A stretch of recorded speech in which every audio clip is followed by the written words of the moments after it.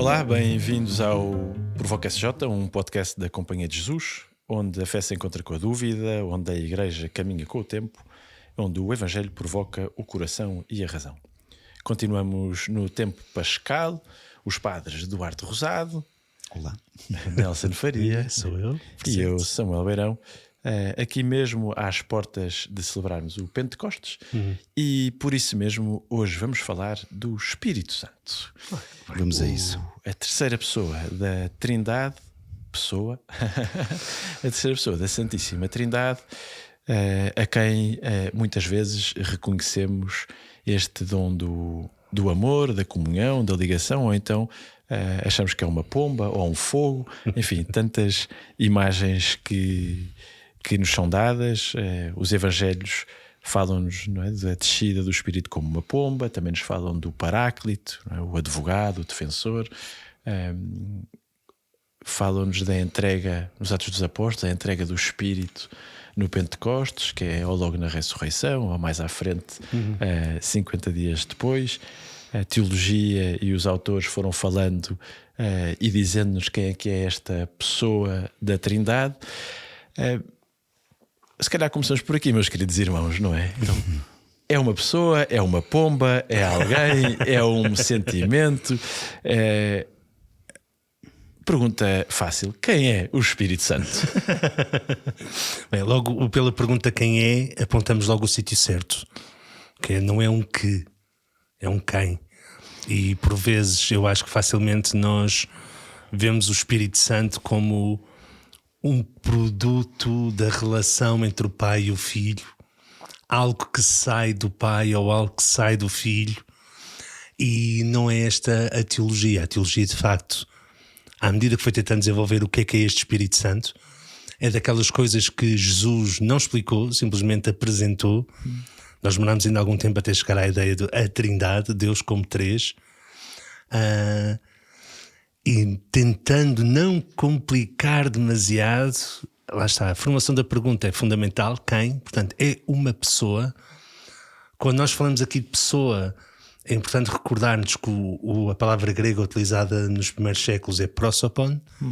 Pronto, e prosopon, o que está por trás, ou a etimologia, é algo como máscara. Quando nós falamos de pessoa aqui, estamos a falar em modo análogo, ou seja, o Espírito Santo é uma pessoa da mesma maneira que o Duarte, o Samuel e eu somos pessoas, ou quem nos está a ouvir. Aquilo que se entende como pessoa é como uma ação individuada que pertence a uma comunhão maior. Portanto, o Pai, o Filho e o Espírito Santo são Deus. O Pai é Pai porque ama o Filho, diz Santo Ireneu. O Filho é Filho porque ama o Pai. E o Espírito Santo é o beijo de amor entre os dois, é esta comunhão. Então nós podemos relacionar-nos com o Espírito Santo como nos relacionamos com o Pai e com o Filho, sim, e sempre que nos relacionamos com o Pai e com o Filho, relacionamos no Espírito Santo. Portanto, isto é uma coisa que às vezes pode ser um bocado complicada. Os nossos irmãos ortodoxos são muito sábios e dizem sobre o Espírito Santo, o melhor é não falar muito. Se calhar daí termos tantas imagens para explicar isso. Sim, e o que é importante dizer, não é? Há uma natureza divina, não é? Há um Deus. Não? Há um Deus que se manifesta e que é, mais do que se manifesta, que é Pai, Criador, não é? A origem de tudo. Não é? Há um Filho que é a encarnação e que procede do Pai, e que encarna no tempo, na história, e que não é menos Deus por ser totalmente homem, é totalmente homem, totalmente Deus.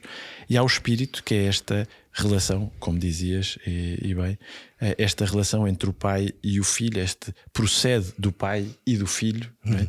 E portanto, o Espírito não é algo que o Filho tem, nem é algo que o Pai tem, é em si próprio, porque é o próprio Deus. Eu gosto disto. Eu sou muito provocado por isto. De facto, é mais fácil relacionarmos com alguém que tem, a quem chamamos Pai ou a quem chamamos Jesus, porque de alguma forma parece mais alguém, embora. Mas é engraçado, é que não há nada que se faça hoje na igreja que não seja pelo Espírito Santo, desde pelo menos desde o Pentecostes, não é? E por isso nós vivemos no tempo do Espírito, seja como for. Outra coisa, acho que podemos ir aqui. Uma provocação engraçada que sempre me provocou muito, do Varrion, aquele autor que muitos dos nossos ouvintes devem ter lido. E se não leram, vale a pena. Que ele fazia uma coisa muito engraçada, perguntava exatamente isto: se por acaso agora a Igreja dissesse que é um bocado indiferente se o Espírito Santo. Queria que dizia, não, afinal o Espírito Santo, nós enganámos e afinal o Espírito Santo não existe. Isso faria alguma diferença na tua vida? Pronto, isso é muito engraçado, porque eu acho que de facto nós tendemos a dizer giro, dizemos em nome do Pai, do Filho e do Espírito Santo, mas o Espírito Santo de facto depois na prática pode ficar um bocado deixado, pode ser um bocado esquecido. Eu acho que exatamente pela dificuldade de relação que há com o Espírito Santo, que não tem, parece não ter carne como o Filho e parece não ter nome como o Pai, não é? Se chamar Pai a alguém. E pode ser, a palavra Espírito também pode ser mal interpretada, não é? Porque podemos associar a outras realidades divinas ou cósmicas. Curiosamente, este Espírito em que vivemos, este Espírito Santo do tempo da Igreja, é o mesmo Espírito do início dos tempos, não é? Quando, se nós abrirmos a Sagrada Escritura, se abrirmos o Pentateuco, o livro do Gênesis, no início, quando a terra era informe, o Espírito pairava sobre as águas. E portanto há um Espírito criador, modelador da vida, que é este alento ou este sopro, não é? Vamos encontrando ao longo de todo o Antigo Testamento e depois no Novo Testamento, vamos encontrando esta presença do Espírito que, como o Pai não tem a carne que o Cristo teve quando viveu entre nós, mas tem efeitos, tem sinais, tem presença. Sim, isso até é impressionante, que a palavra, nós até estamos bastante familiarizados com a palavra hebraica para Espírito, pelo menos aqueles que conhecerem a Daniela. Ruá. Porque a Daniela Ruá é a palavra hebraica para Espírito. E de facto não é uma ideia. E às vezes, para quem for mais sensível à questão da filosofia, ali no século XIX nós agarramos muito a questão do espírito, principalmente por causa de um autor chamado Hegel. Mas esta ideia do espírito não é uma ideia, não é um princípio orientador que informa todas as coisas e que atua sem nós, mas é sim a própria vida. Aquilo que nos anima, aquilo que anima a criação é o próprio Espírito de Deus, que se manifesta, que dá vida ao que está morto, como diz Ezequiel, que fez com que os apóstolos falassem em várias línguas. E daí a questão das línguas de fogo também é como uma paixão, é como uma pomba porque cai a pique, faz um voo picado no batismo de Jesus.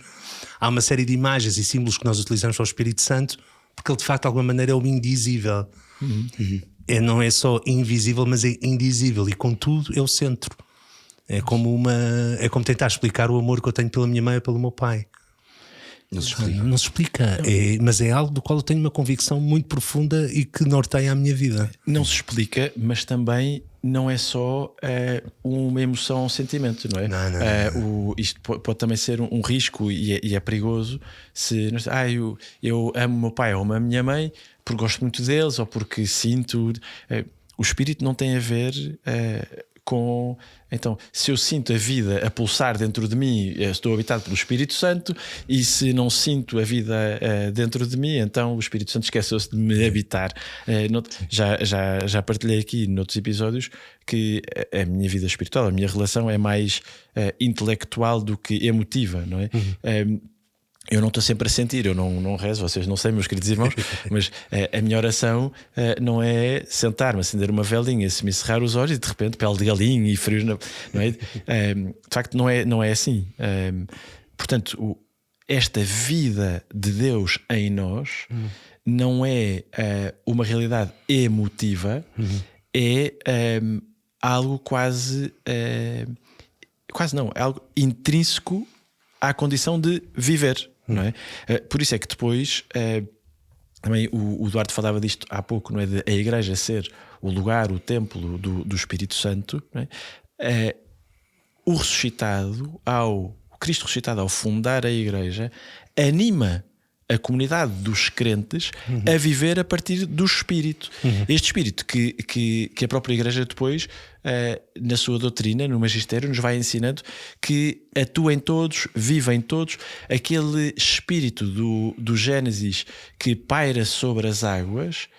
Depois é também o alento que Deus sopra no ser humano, é Adão e Eva, não é? É Adão em concreto, Adão o homem, o ser humano,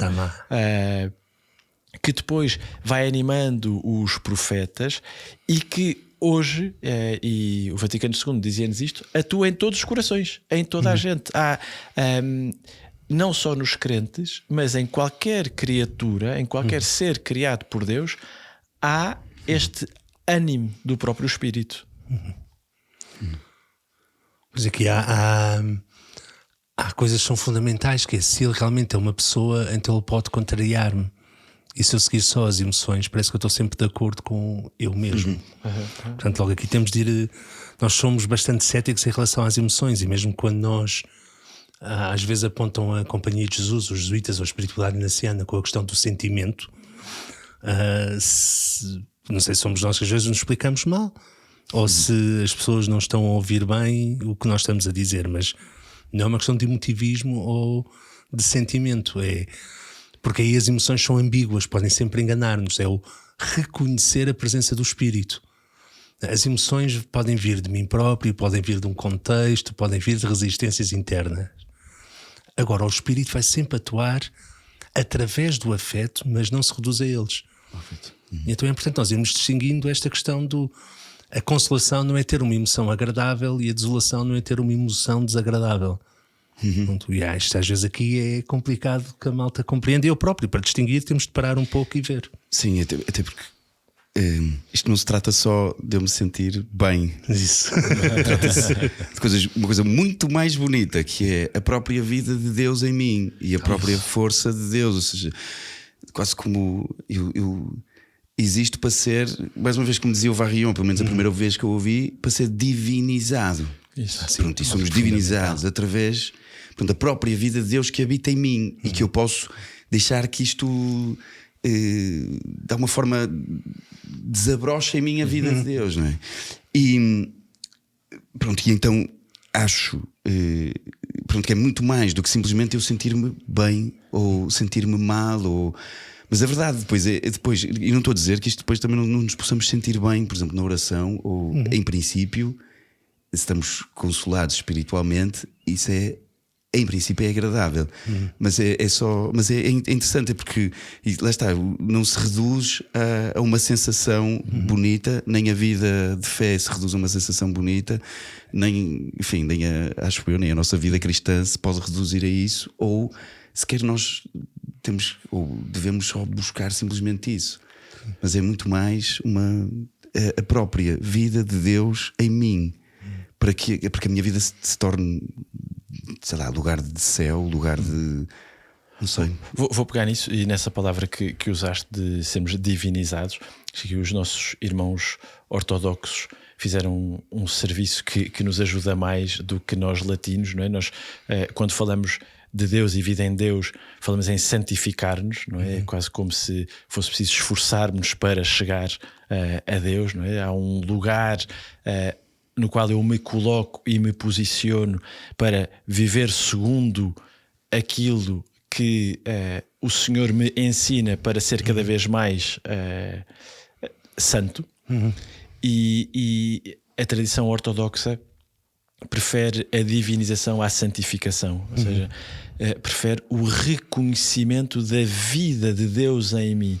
Não é que eu seja Deus, é que por ser criatura e ser das criaturas a que é criada muito boa, tenho a capacidade de em mim reconhecer esta presença do divino que é o Espírito.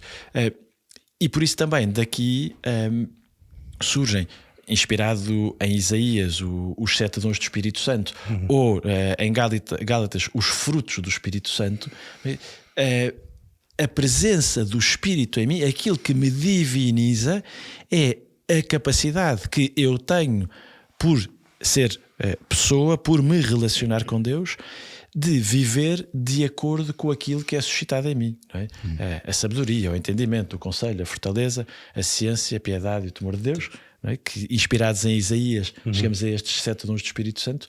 Mas depois na vida prática, os frutos, que é como é que nós combatemos o que é mais sombrio ou menos vida em nós. Já dissemos aqui noutros episódios, o Nelson sabe de cor os frutos que vêm em Gálatas. Hoje sim, caros ouvintes, é o dia em que legitimamente temos um episódio para que o Nelson possa citar os frutos do Espírito Santo contra a fornicação, a impureza, a devassidão, a idolatria, a feitiçaria, as inimizades, a contenda, o ciúme, as fúrias, as ambições, as discórdias, os partidarismos, as invejas, as bebedeiras, as orgias e coisas semelhantes. Fecha parênteses. Os grandes frutos do Espírito contra tudo isto são amor, alegria, paz, paciência. O Duarte tem uma palavra que eu prefiro, eu digo amabilidade, tu dizes bondade. Acho eu. Benignidade. Há quem diga, mas eu benignidade não gosto. Uma vez disseste uma outra palavra. Não disse. Sim, porque bondade, fidelidade vêm a seguir. Acho que foi mansidão, humildade, autocontrole ou domínio de si mesmo. Mas estes são como estão em São Paulo, porque depois a igreja acrescentou mais 3. Confere Gálatas capítulo 5. Versículos 22 a 23. Aqui o importante. Delicadeza. Isso, em vez de amabilidade, delicadeza. O que é mesmo importante aqui é ir distinguindo a questão da vida em profundidade, da superficialidade. Não é só uma questão de estar atento ao afeto. É o que é imediato e volátil, como todo o entusiasmo que eu tive num concerto, e eu venho de lá e venho entusiasmado, mas depois passados 2 ou 3 dias posso já não me lembrar, ou fico só com uma memória de algo que senti, ou de uma experiência que ainda agora me move. Esta é que é a experiência, esta é que foi a história de Inácio que o marca, que é, ele sentiu que havia coisas que eram muito intensas, mas passavam, mas outras que permaneciam. Então o espírito é isto, é mais profundo e permanece uma certa paixão e a sua marca mesmo quando eu não sinto nada. É como eu continuar enamorado de uma música que já não ouço há 2 ou 3 anos, mas quando de repente ela me vem à cabeça eu digo, isto desperta-me todo um mundo de significado e de sentido.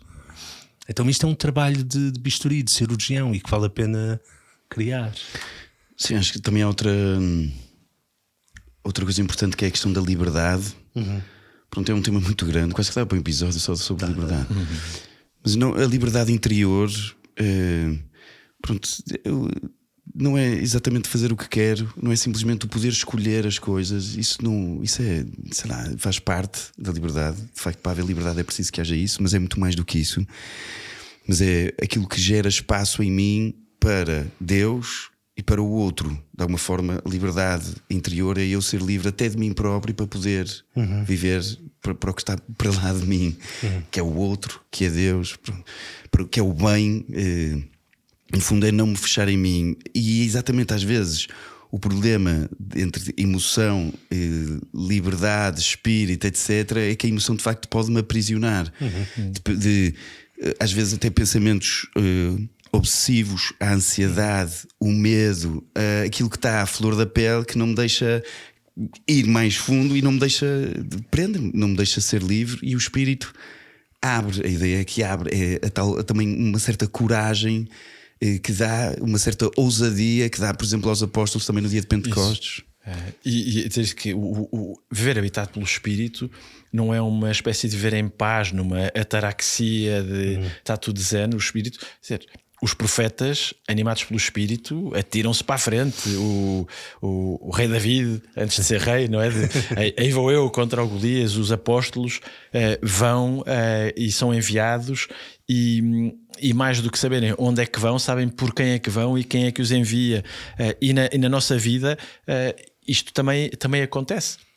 Quando nós estamos cheios do Espírito Santo, para usar uma expressão eucarística, uma bíblica, digo, estamos cheios do Espírito Santo, não quer dizer necessariamente que vamos fazer uma coisa que seja ou fácil, ou que confortável, ou que produza bem-estar, mas é o correto e é a verdade. E este é que é o critério de viver no Espírito. Viver no Espírito é viver na verdade. Sim. E portanto, a verdade pode custar, a verdade pode trazer divisão, mas aponta sempre para um bem maior. Há uma imagem pequenina, uma imagem grande, mas o pequenino é o ex-curso que vou fazer aqui, que é...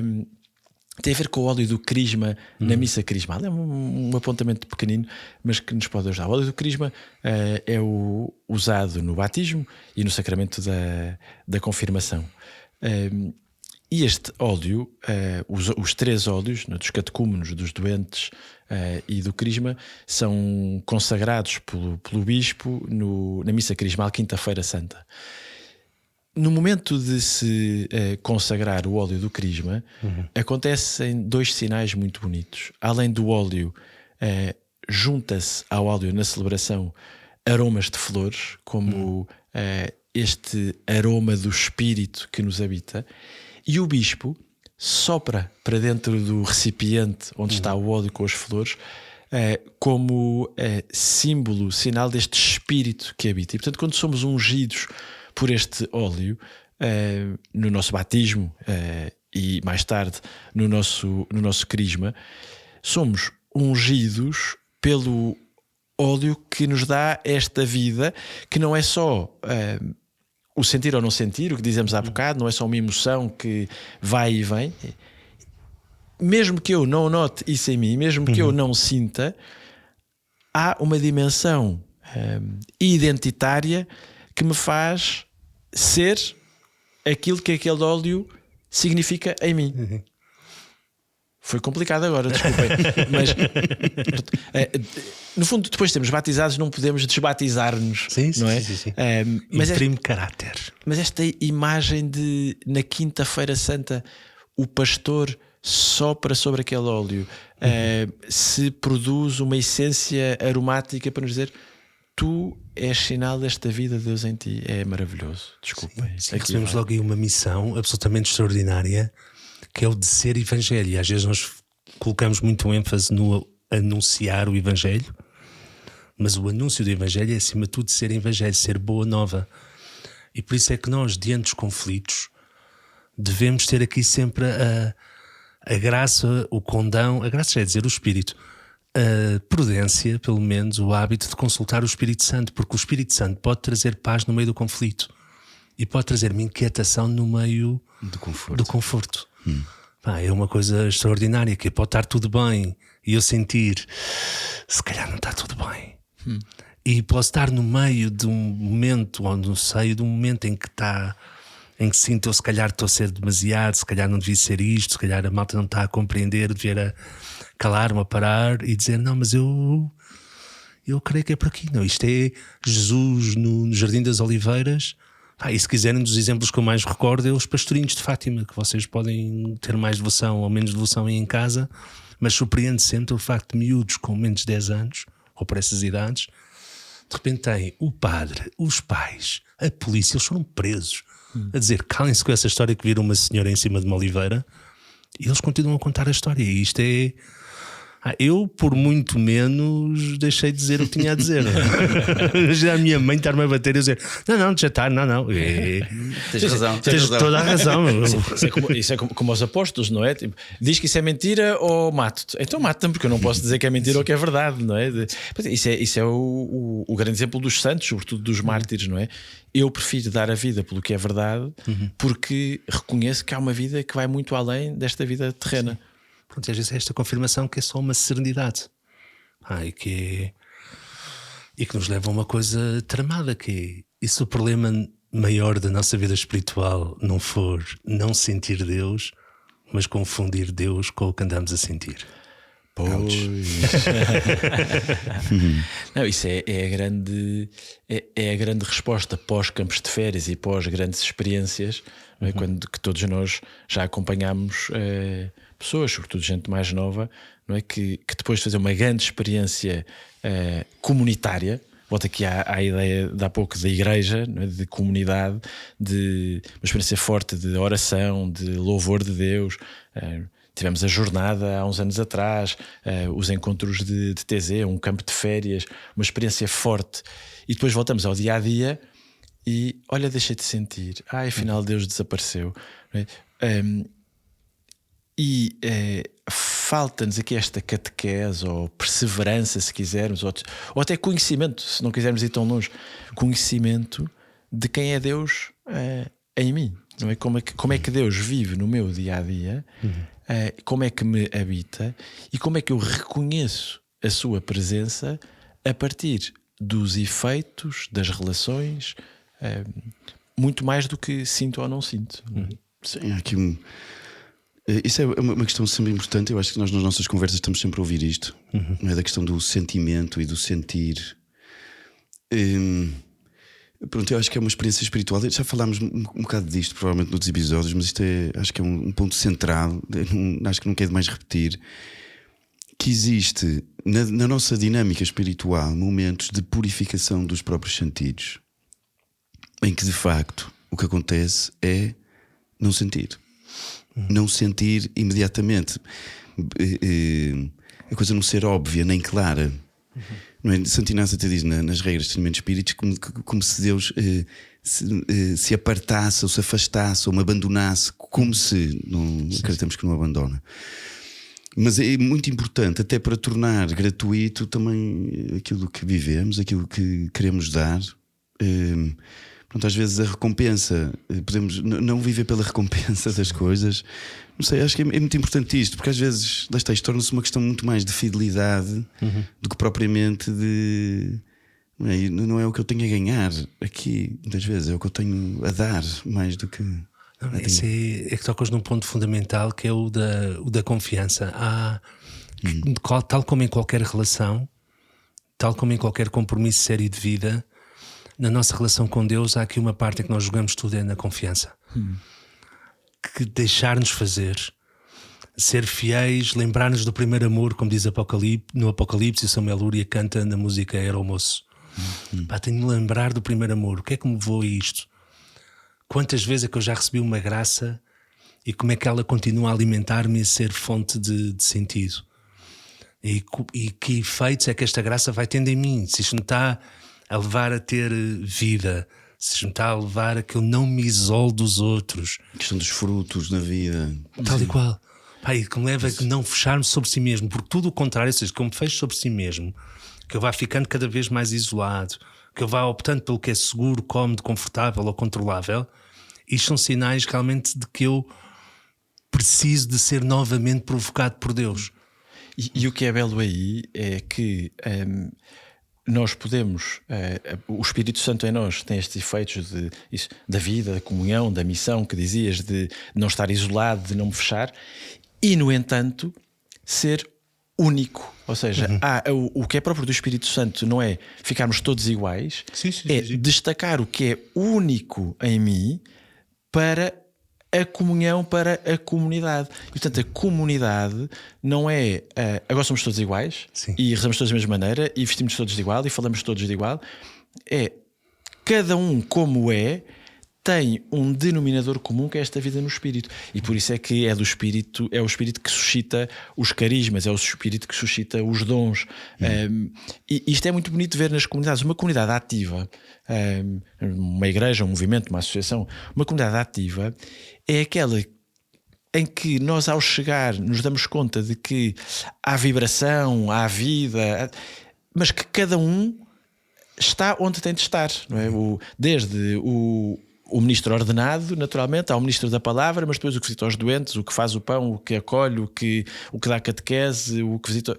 Enfim, e isto é a beleza de reconhecer em comunidade a vida no Espírito. Eu sei quem sou na relação com os outros e isso não me apaga. Mas eu estava aqui a pensar que o problema disto é que isto parte de uma experiência muito mais do que nós podemos andar aqui a falar de imensa coisa. Sim, sim. Que é muito interessante, estava aqui a pensar, pronto, é exatamente isto. Eu acho que estamos a dizer coisas acertadas e a pensar, mas depois é impressionante. Eu olho para a minha vida nos últimos, e posso dizer, já entrei na companhia quase há 20 anos, mas nos últimos 3 anos, 2 anos e meio, desde que viemos viver para Sernás, Samuel e eu, e depois quando o Nelson se juntou, e depois agora neste ano, desde que estamos os 3 para cada um para seu lado, neste tempo depois de tantos anos, pá, eu continuo a achar que isto continua a crescer, continua-se a viver e a experimentar, e as coisas são verdadeiramente novas. Por isso é muito difícil, é tramado dizer o que é dizer melhor pá, mas tem que se abrir a isto. Não, isto é uma questão de abertura mesmo. E depois, de facto, existem frutos, às vezes absolutamente inesperados, que isto vai para sítios que eu nunca imaginei. Pronto, e pensar, de facto, isto é trabalho do espírito em mim, de que anda aqui a picar. Pronto, e havendo uma certa abertura, às vezes são só umas frestazinhas, de repente pronto, estava a pensar nisto. E de facto o que sinto é vida, claramente, vida. Pá, mas sente-se vivo. Comunhão, de comunhão com Deus, comunhão com os outros, comunhão de sentir-me em comunhão comigo próprio, não é? Sinto-me comunhão com tudo, comunhão com a vida, isso, comunhão com a natureza, com a criação. E por outro lado, isto não me fecha em mim e no agradável que é esta cena, mas pronto, pá, envia-me aos outros, envia-me à igreja, envia-me ao mundo, envia-me, pronto, não sei, por aqui algumas coisas. Sim. Pronto, olha, estamos mesmo a chegar ao fim. Claramente o espírito habita aqui, vai habitando. Agradecemos a tanta gente que nos vai mandando comentários e ânimo. Obrigado por também fazerem chegar o vosso feedback, não é? Todos nós vamos recebendo, nós os três vamos recebendo de uma maneira ou de outra algum feedback. Muito obrigado. Continuamos aqui. Isso também graças porque continuamos a acreditar que este podcast faz sentido, mas também porque vocês nos vão dizendo. Isto de algum modo pode ser um sinal do espírito, não é? Quando reconhecemos, não digo agora em relação ao podcast, digo, em geral, quando alguém é capaz de dizer ao outro: olha, o que tu fazes anima-me, faz-me bem, pronto, isto é um bom sinal. E pode ser uma boa missão. Ou seja, aproveitem e depois de ouvirem este episódio façam aquele elogio que deixam pendurado há não sei quanto tempo. A pessoa que canta o salmo e que nós não agradecemos e até gostamos, a pessoa que lê incrivelmente bem, a pessoa que faz o bem discretamente. A nós às vezes há uma série de pessoas que passam ao lado e que nós não reconhecemos e podemos viver muito mais agradecidos pela ação do Espírito naquela pessoa e na minha vida através daquela pessoa. Isso. E pronto, olhem, se quiserem dizer-nos alguma coisa, comentem ou venham até Sernach, não é? quintadasperança.org e o Instagram da Provoca SJ. Temos assim algumas atividades em Sernach para anunciar. No dia 30 de maio teremos a terceira parte do Office, esta vez sobre como tomar boas decisões. E quem é que sabe disso? Quem é que sabe disso? O Espírito Santo. O Duarte Rosado será o nosso host. O Nelson e eu lá estaremos para coadjuvar. Mas depois também temos alguns turnos de exercícios em que se podem inscrever também no nosso site. De 21 a 24 de maio, já mesmo aí à porta, Samuel, estarei a dar exercícios. E depois o Duarte Rosado de 3 a 10 de junho e de 4 a 11 de julho. 27 dias. Já sabem que se quiserem fazer exercícios espirituais personalizados ou vir até Sernach descansar, trabalhar, conversar com um de nós, têm toda a informação no site. Boa. Pronto, despedimos-nos, não é, irmãos? Isso. Pronto, se este episódio tiver ajudado, se tiver levado a aproximar-te mais do Espírito, se tiver até movido a rezar um pouco depois disto, partilha ou envia-o a alguém, transmite o Evangelho, fala daquilo que te viveste e nós cá estamos, vamos continuando a rezar juntos. Até já.